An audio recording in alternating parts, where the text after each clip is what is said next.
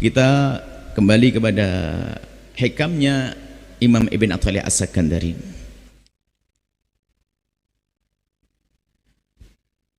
Yang mana? Wala, ini sudah. Berkata Imam Ibn Athaillah As-Sakandari dalam munajatnya di saat mengadu kepada Allah, memohon kepada Allah, wa fi fadlika arghabu fala tahrimni. Boleh fala tuhrimni. Ya Allah, fi fadlika, kepada karuniamu kami selalu berharap, aku berharap. Karunia Allah yang agung, kemurahan Allah menunjukkan di hadapan Allah kalau dia memang punya hajat kepada Allah. Fadlik, karunia Allah. Karunia Allah itu banyak sekali. Segala bentuk karunia dan kenikmatan adalah fadlullah. Allah beri kelebihan, Allah beri karunia, fadlullah.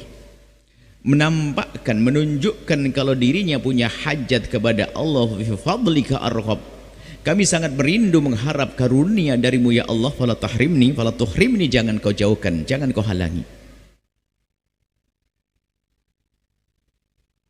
Ini mohon kepada Allah, artinya tidak ada kebaikan di Allah kecuali mudahkan aku untuk mendapatkan kebaikan tersebut. Jika baiknya aku harus mendapatkannya, maka ya Allah mudahkan aku mendapatkannya. Jika kebaikannya aku harus dijauhkannya, jauhkanlah. Sebab itu karunia juga.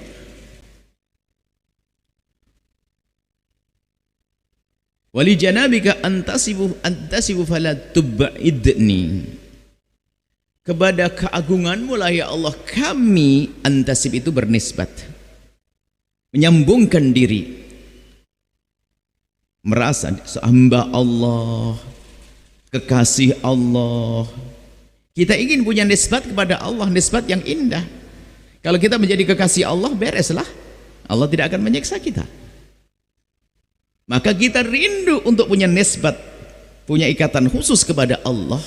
Fala tub'idni, jangan jauhkan kami ya Allah, jangan jauhkan aku dari bersambung kepadamu, punya nisbat kepadamu, menempel kepada keagunganmu, bukan kepada zat Allah. Janabik ini adalah keagungan Allah, kemuliaan Allah. Ingin dapatkan gelar-gelar seperti Khalilullah, Habibullah, Waliullah, orang-orang yang dikasihi oleh Allah, pilihan Allah, itu kan punya nisbat kepada Allah.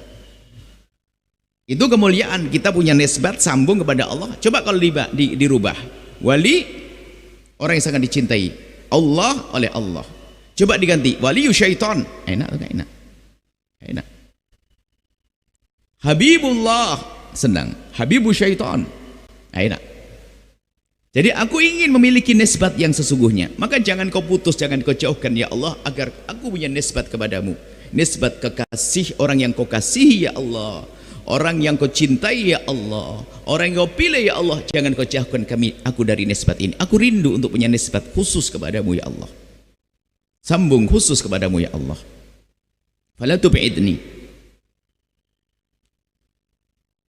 Dan banyak nisbat kepada Allah, bermacam-macam. Seorang hamba yang ikhlas kepada Allah, hamba yang sabar, hamba yang tekun, hamba yang disanjung karena kebaikannya, itu punya nisbat kepada Allah. Alladzi, seperti kekasih Allah, waliullah, habibullah, dan seterusnya.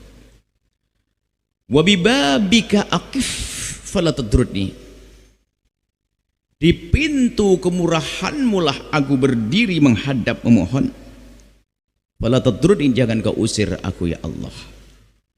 Biarkan aku terus berada di pintu rahmatmu, pintu kemurahanmu, agar aku terus mendapatkannya.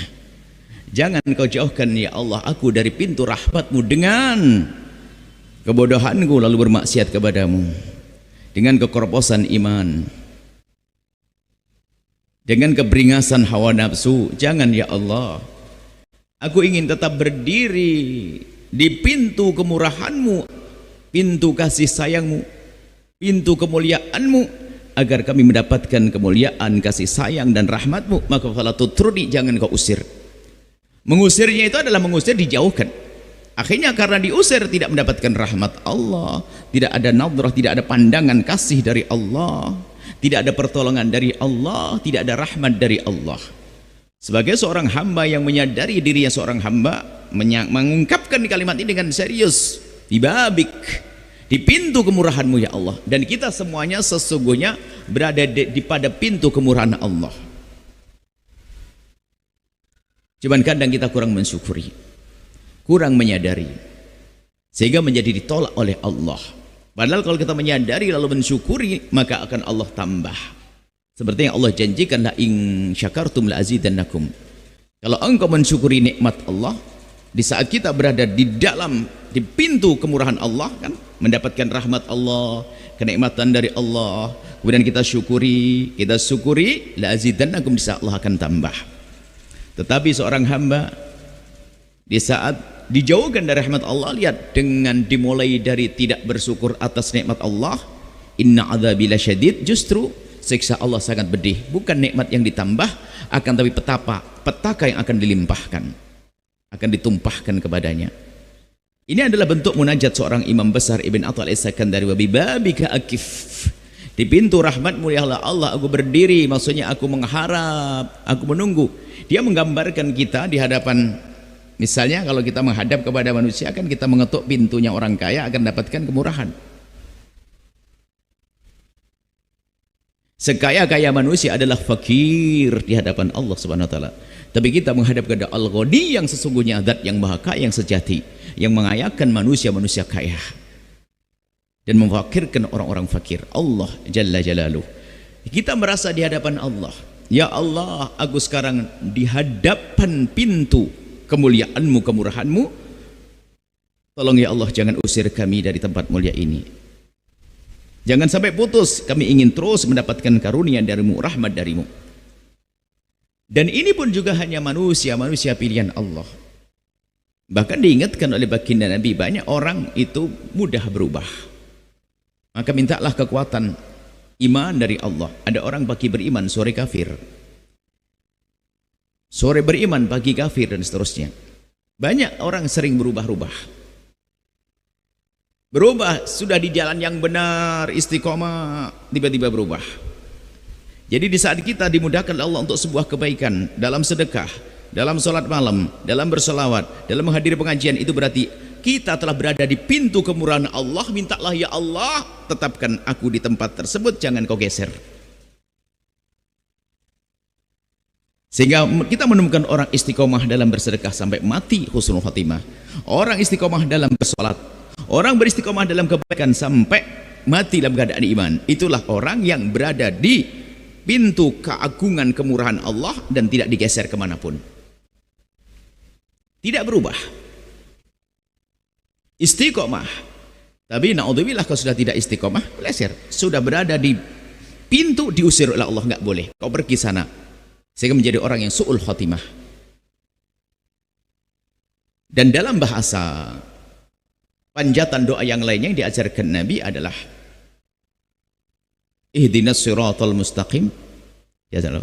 Ada lagi di saat kita di pungkasan sholat kita adalah setelah kita selesai membaca sholawat Ibrahimiyah, Allahumma tsabbit qalbi ala dinik, ya Allah tetapkan hatiku dalam agamamu, jangan kau geser. Yang memberi hidayah adalah Allah. Sehingga orang mungkin dengan akalnya, dengan kecerdasannya, dengan pemahamannya mengetahui sebuah kebenaran, tapi tidak semuanya bisa menginsyafi dan mengikutinya. Kalau sudah tidak dipilih oleh Allah, kapan itu? Di saat ditolak oleh Allah dari pintu kemuliaannya, sehingga dia mengerti kebenaran tapi tidak akan ada di situ, sudah diusir oleh Allah. Ilmunya hanya cerita di otak dan di lesannya saja, tapi tidak menjadi sesuatu yang bermanfaat bagi dia.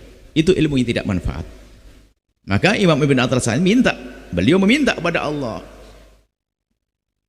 di hadapan Allah, merasa kita di hadapan Allah, di hadapan karunia Allah, keagungan Allah, kemuliaan Allah, ya Allah, jangan kemuliaan iman, sedekah, ibadah, istiqomah dalam kebaikan, ya Allah, bibabik wala tatrudni, jangan kau tolak, jangan kau jauhkan aku ya Allah dari kemuliaan ini. Inilah munajatnya Ibn Attal As-Sakandari, dan insya Allah kita lanjutkan dengan munajat-munajat yang lainnya. Wallahu a'lam bissawab.